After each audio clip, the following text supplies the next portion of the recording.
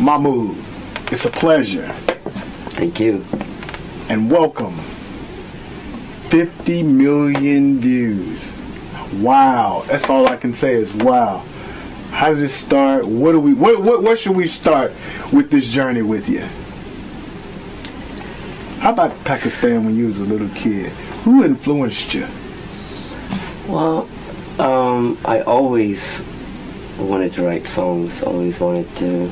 Music had a special drawing power for me, and I heard the piano when I was 5 and I was drawn to it.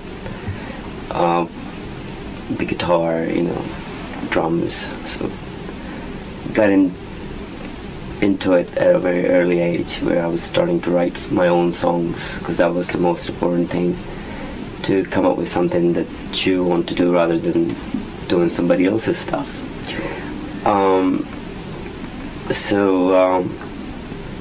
My aunt lived in Switzerland, and she had a record collection that was passed on to me after she passed. Mm-hmm. So imagine a kid in Pakistan with 4,000 miles of right. music all over the world. So I started listening to those records, and before I knew it, I had my own collection from that whole pile, right. Stuff that I liked more. And there was Stevie Wonder in there, there was the Supremes in there, and I had no idea who these people were because it was just a cover. Right, and y'all wouldn't have had a R&B station in Pakistan. No stations, no newspaper clippings. I didn't know none of these people, Yeah. There was Elvis Presley as well, but I'm not an Elvis fan. But I mean, there was a lot of stuff in there. Yeah. And on the back of the records, it would say recorded in Hollywood, California, or recorded in Capitol Records. Right. Okay. So that drew me into the fact that one day, I think, to pursue my love for music, I would have to end up going to the States. And that's what ended up happening. Right. So what, you were a little kid and you had these vinyls, and what, you just sitting in your room and listen to them, or what? All the time. Or would you pretend to be a DJ, or? No DJ stuff, but later on when I got a bit older, I convinced Dad to buy me a big recorder that had a microphone input, so I could put the records up and sing along to some of the records. I did that, and that's when I fell in love with the Bee Gees. Ah, okay. I have a very strong love for their songwriting, for Barry's work, and that's just not the Bee Gees' work. He's worked with Diana Ross and and Michael Jackson. You mentioned Barry. Just for the folks who don't know out there, tell us a bit more about who this Barry guy is. Well, this Barry guy is one of the guys to me who's got the most beautiful voice and most beautiful production values, and hardworking, and sticking true to your game. And we're not talking about Barry White, are we? We can in the same context. I'm sure we can.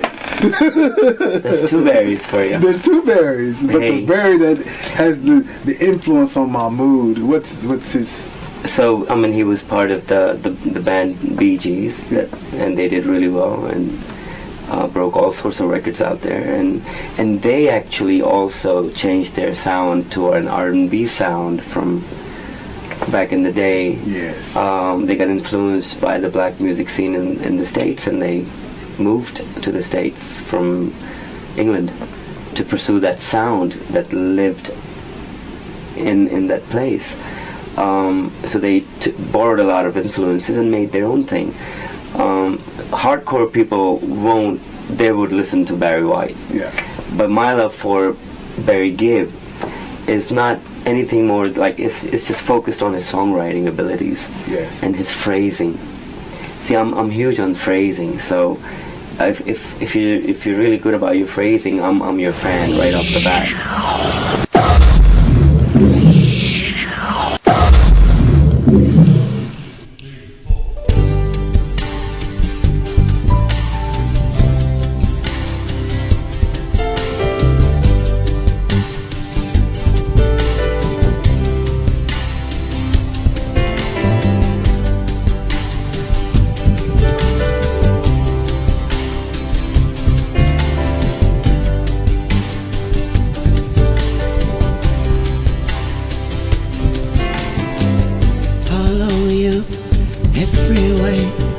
You're giving me, you must stay. Hear you calling and I feel it in the unknown. A new day, bright one sun. From your dimension I've been working for so long. Never superstitious, I could never do no wrong. Facing opposition, I live closer to glory. Finally I made it, found you in my life story.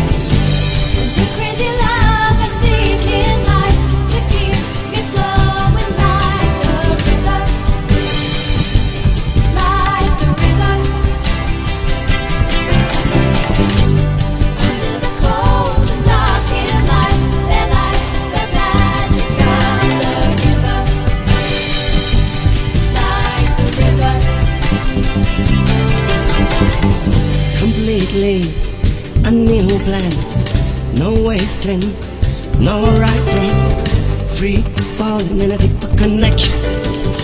We may be looking for a final solution. From this dimension I've been working for so long. Never superstitious, I could never do no wrong. Faith in opposition, I live closer to the glory. Finally I made it, found you in my life story.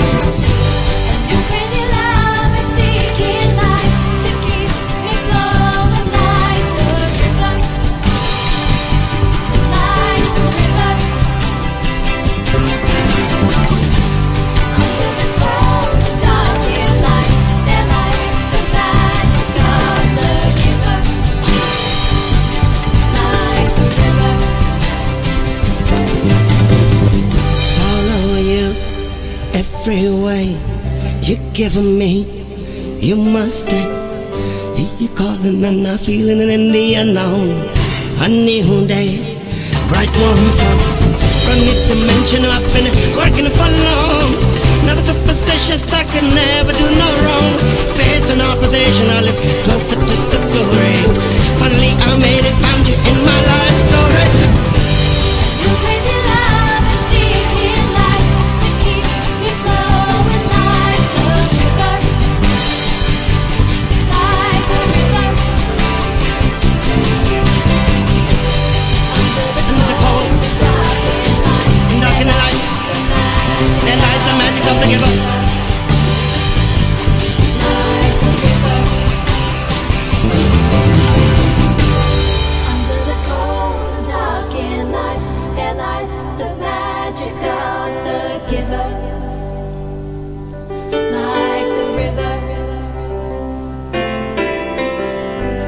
Under the cold and dark and light will rise the magic of the giver, like the river. And this crazy love, I seek in a life to keep me flowing, like the river, like the river, like the river. Under the cold, under the cold and dark in the life, then lies the magic of the giver. And the crazy love, and the crazy love I seek in a life to keep me flowing, like the river, like the river, like the river. Under the cold, under the cold, under the cold and dark in the life, there lies the magic of the giver, like the river. Crazy love I seek in life to keep me flowing like the river, like the river. Under the cold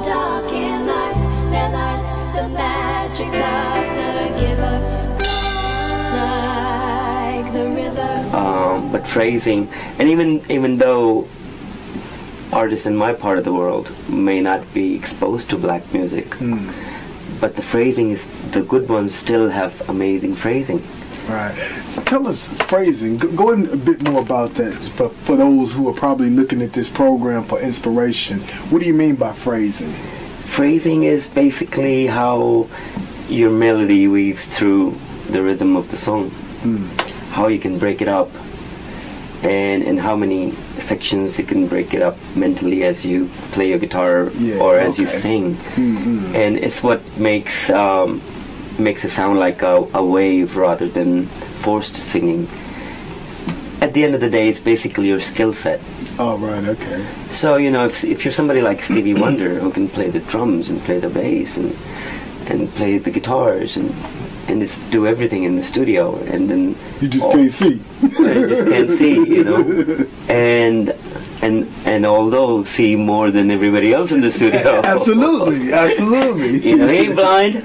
You know, he just can't see eye blind. Hey, you know, who says Stevie's blind? Hell no, you know, that type of a thing. But that skill set gives you that confidence to be able to do the phrasing. So somebody like Stevie, who has Prince as an example of phrasing. All right. Because he does it all, and he's good at all sorts of different. He wears so many caps that at the end of the day, it improves the singing and it improves the phrasing in the songwriting. So I'm a big fan of that, and it comes from a lot of work and just doing your thing for a long time. All right. Excellent. So now, tell us, Mahmood. A guy living in Pakistan has all these vinyl albums of some of the greatest songs ever written. Take us to that day you got off the plane and landed in LA from Pakistan. Oh my God. You didn't run and get a taco or a taco meal or something like that. I didn't know what a taco was. I bet. Oh, well, you know, I was actually not in LA when I came to the States. I was in North Carolina, and I ran into a promoter called Cecil Corbett, who ran a Beach Club Promotions company in South Carolina. Okay. And this is a funny story. So I'm at the 7-Eleven buying a drink, and a big limo rolls up, and this guy with rings and, you know, like the whole works comes in, and I'm like, damn. So I just walk up to him, I'm like, hey, what do you do? And he goes, oh, I'm a music promoter. I'm like, whoa, okay. Well, can I send you a song that I've written maybe, or something like that? And he goes, really, you write and stuff? I'm like, yeah, okay, sure. Gives me his phone number, so I call him after a couple of weeks, and I quickly grab a tape player and record like a song that I thought was great, and sent him the tape. And I talked to Cecil after 3 weeks, and he goes, hey, I heard the tape, it's terrible, but I have a feeling that you need to be in LA. And I'm like, well, I can't do LA. I'm you know, just got here. You know? And from what I remember, did you even know LA was since you started in Carolina? Not really. Didn't have, you know? It's like I'll tell you how I found out though. Yes. But so he goes, I'm going to Tony Bennett's house in LA in 2 weeks, and the Tony Bennett. All right. You could meet me there, and we take things from there. And I'm like, But I didn't know who Tony Bennett was either. So I'm like, Just packed my bags, got in the car, and go to the store to get a map. And I'm looking at the map, and I'm going, where's LA? and the guy goes, oh, you have to open it up. You know, so he opens the map, and it's like all the way. On the other side of the map that you open up, you know, from Charlotte. Could have been wallpaper for you. Yeah. So that's what brought me to. I just got in the car and drove. I remember driving for a long time, and I landed up under the Capitol Records building. You know, slept under that building in my car for about a few days.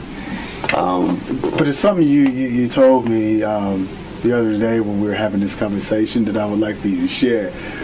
When you first got to LA and you pulled in front of the Capitol building, what did you do? Kiss the ground? Well, you got understood in front of it, and it's like, there it is. Oh, that. Yes, the that. celebration. The celebration. Yeah, I'm like, damn, I'm here. You're there. You know? And then you slept in the car for 5 days after that. For a good few days. And that's a dream coming true, ain't it? it really was. And I to me, that was my first Everest, my first peak that I wanted to get to. From there on, it was just about trying to find work in the studio and trying to find out what you want to do. And then I ran into, a studio in Northridge, California.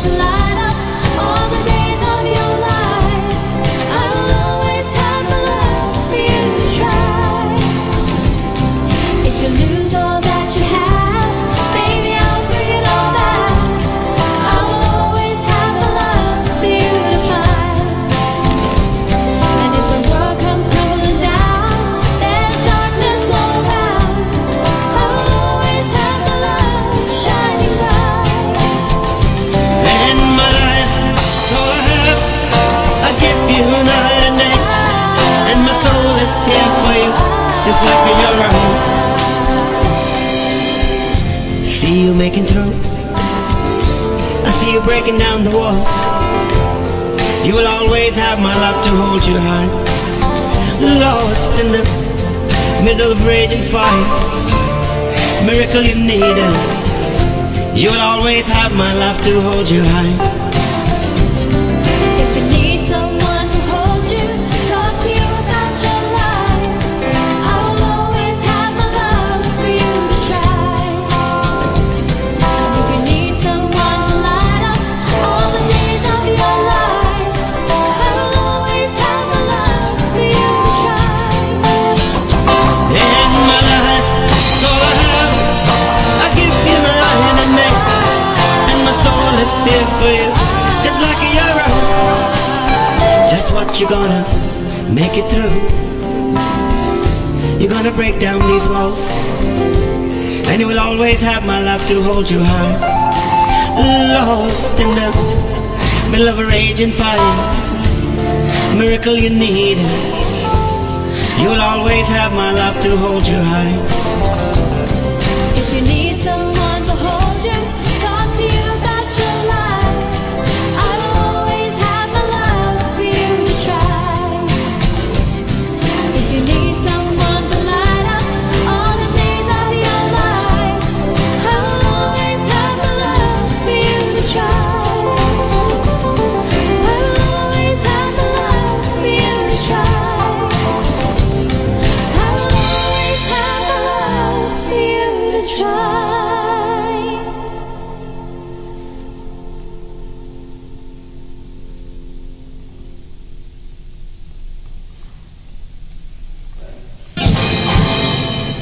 When I walked in, it was a studio like this, but a bit more souped up. And I'm like, my jaw just dropped. I'm like, oh my God. And it was a whole bunch of my brothers and cousins in there, right? Well, the studio was black, painted. The walls were black. Yeah. Everybody in the company was black,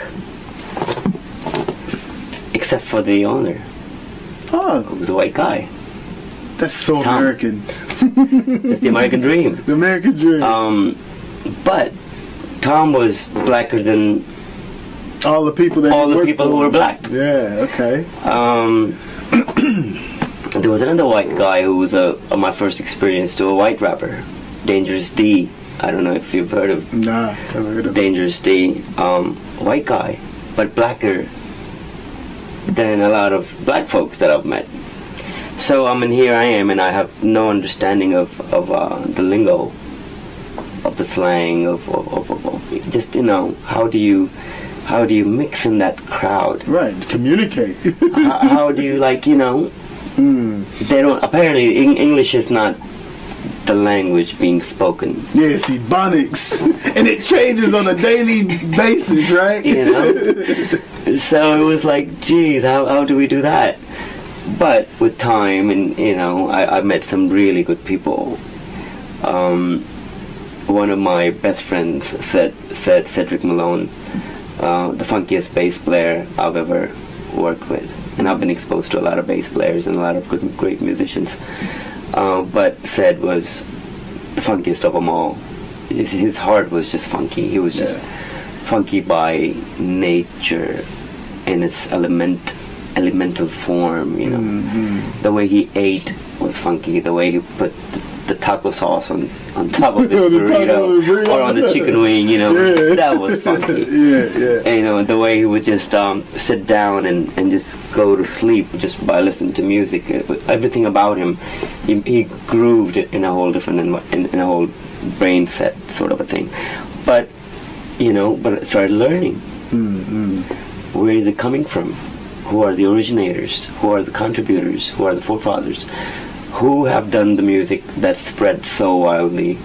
Who have not been given the credits, Right. the due credit, to develop the rebellious nature by being in that crowd?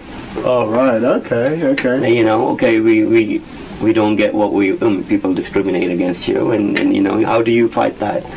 How do you know that set of people don't want you to do well, but you still gotta do what you gotta do? So how do you cross those hurdles? How do you get to that? And you had a good training ground with that group of people. I guess Sid being the captain of that group in your eyes, right? To be able to, gain those skills and be able to, I guess, build Mahmood into what you are today. Yeah. Yeah, and the stories and the behind the scenes conversations where when some black artist was played on a radio station in Alabama, people came and burned the station down. But they still kept on playing the music though, Yeah. That's sort of a spirit, that's sort of a persistent desire to achieve your goals, no matter what the story of the underdog, so to speak. Absolutely. And so where we are now with the 50 million views, right? I guess you're in the works of working on, I guess, a project to, I guess, take this, that sound that you've created to a whole nother level. You want to talk a bit more about that?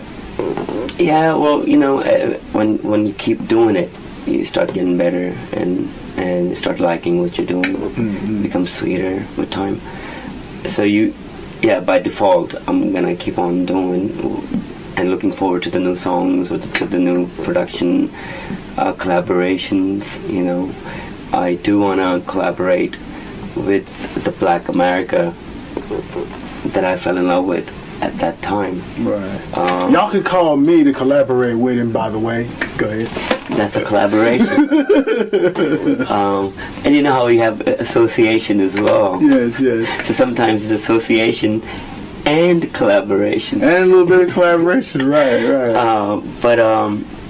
So do a bit of that, and also let my part of the world, or my audience, from where I'm coming from, let them also know and educate them about black music. And the real roots of popular music as you see it today, where that came from. And that's really important for the kids to know that.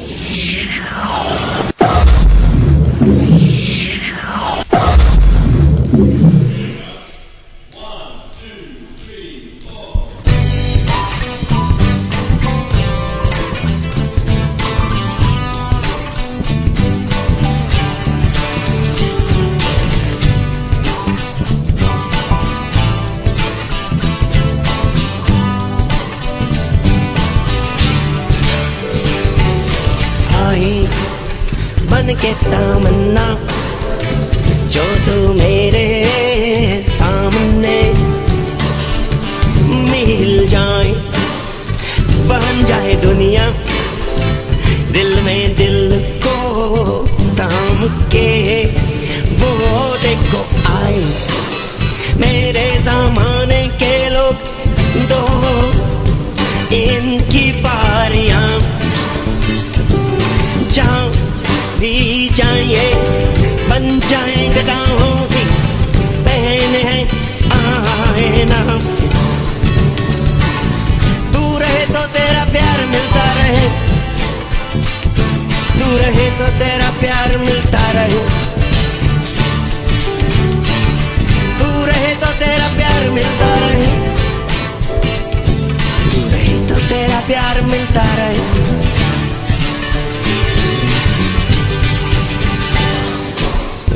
कि ये दीवाना कहे ले चल, ना छोड़ के तो ये मेरा हाथ एक पल, अगर हो सके तो ले मेरे साथी को भी, जिसकी वजह से मेरी जिंदगी बनी। वो सब वो शाम वो धीमे धीमे धीमे धीमे चल के वो सब मैं साथ मेरे मिलके तेरे लिए, वो हर पल में मेरे दिल में करे वही जो तेरी नजर कर सके। तू रहे तो तेरा प्यार मिलता रहे, तू रहे तो तेरा प्यार मिलता रहे, तू रहे तो तेरा प्यार मिलता रहे, तू रहे तो तेरा प्यार मिलता रहे। तो के ये दीवाना कहे ले चल, ना छोड़ के तू ये मेरा हाथ एक पल, अगर हो सके तो ले मेरे साथी को भी, जिसकी वजह से मेरी जिंदगी बनी।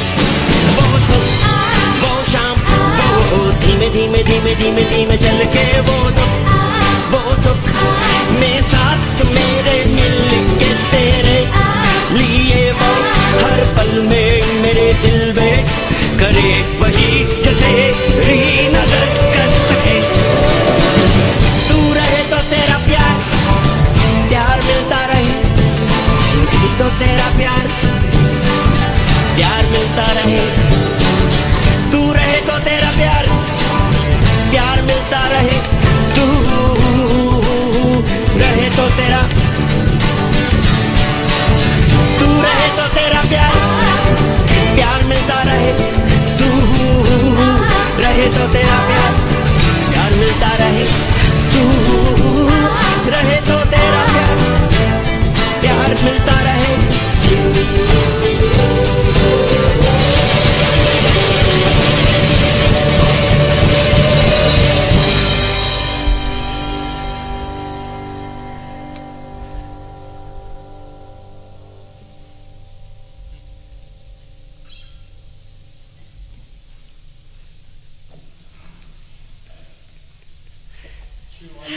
Man with the ring.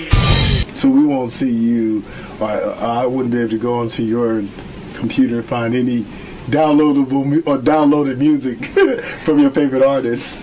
Oh no, I'm not talking. That's two different things. Two different things. Oh, I'm right. okay with you going to download music for free, because I come from a generation of internet musicians where I truly believe that music should be given away to people who like your stuff as a thank you note. And charging of the music only comes from the business interest. Artists never get paid, even though you may be selling 5 million records. I sold 6 million records and my check was $200. This was 12 years ago. That's when I realized, okay, so no matter how many records you sell, artists hardly get paid. So it's in the artist's best interest to give the music for free to the listeners. Wow. Because you're growing it. Plus, I'm only gonna download your song if I love your song, right? So to me, you're very valuable. If you love my work, thank you. Right. So song should be the least I can do. Because remember the days, and I'm just thinking to myself, remember the days when you had hundreds of songs and nobody was listening to them? Yes. And you wanted just, please listen to my, please listen to my please demo. listen to my demo, right? Yeah, yeah. And they would not listen to your demo. That's right. So now you got the audacity to charge them for some.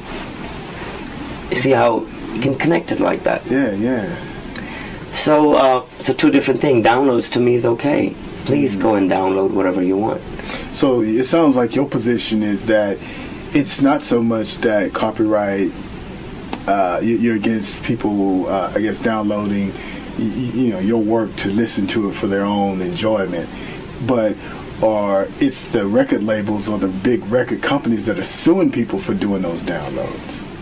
That's again another thing. That's a whole. The business interest is going to go after you if they think they're losing money, right? Right. But my copyright activity comes from the fact that, let's say you're making a film. Yes. And you're the producer of the film, and you came to Mahmood, and Mahmood played you a song. Yes. Now you're going to take that song, put it in the film with a different name. That's what I'm talking about. That's straight highway robbery there. That's what I'm talking about. So when you talk about downloads, that's just petty okay, stuff. I see. Yeah. Major stuff, when they remove your name from the recording and put another name on it. And that person gets that royalty check on and whatnot.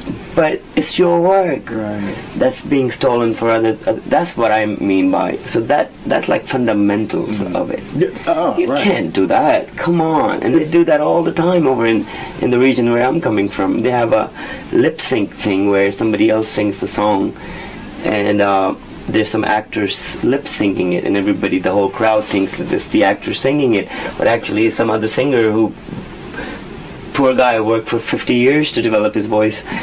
So Milli Vanilli-itis is rampant over there in Pakistan. Is the world of the Millies. Right.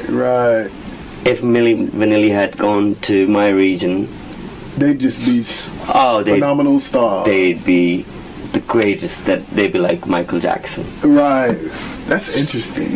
So that's very scary, because the system gets manipulated so much that the real stuff gets lost. Right. And the real writers lose hope, and they stop writing, and that's what happened over the last 50 years. I could be the only one of the very few. I do my research and stuff, you know. Mm-hmm.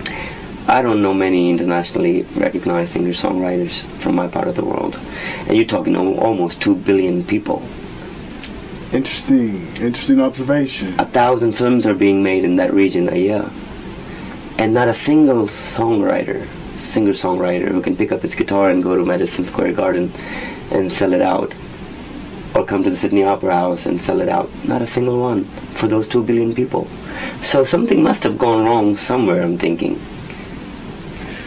Woo! I guess that's one we can't answer on this program today.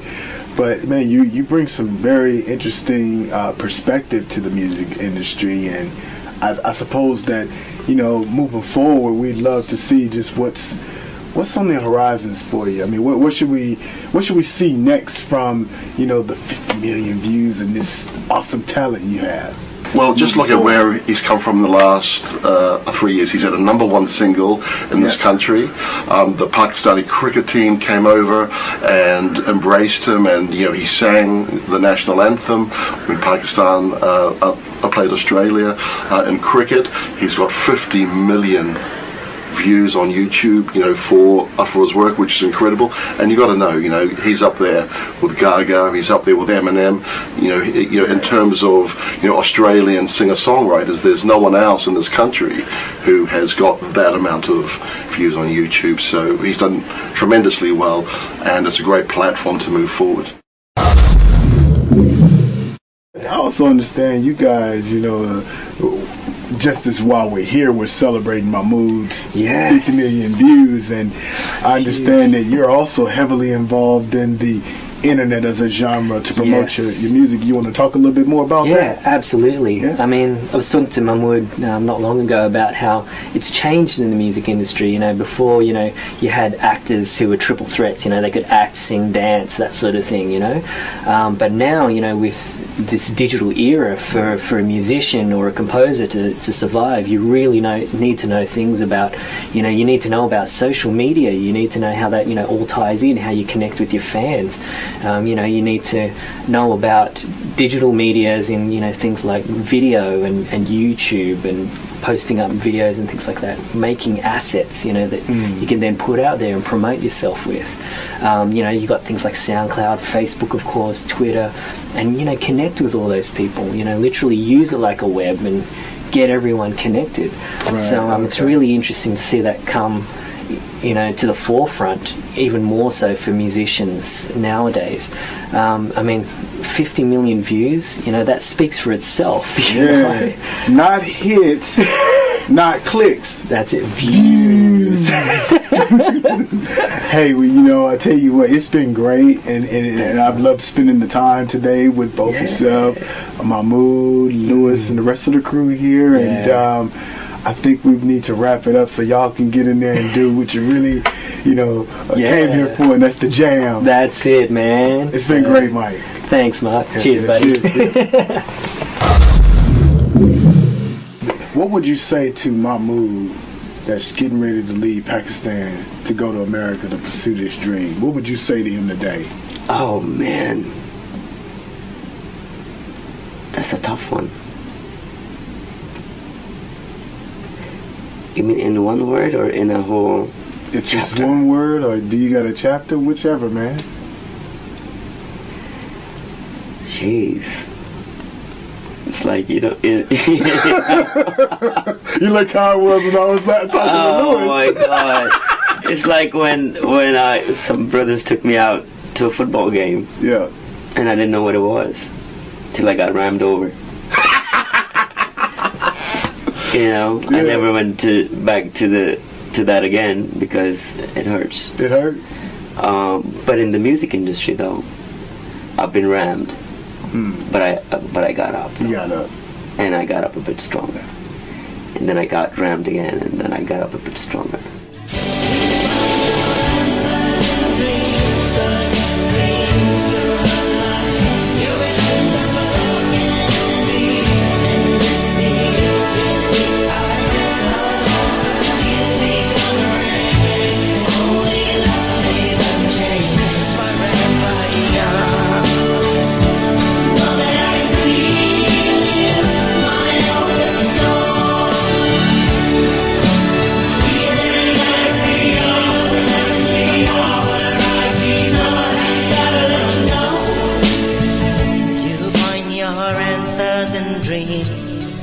Dreams do not lie.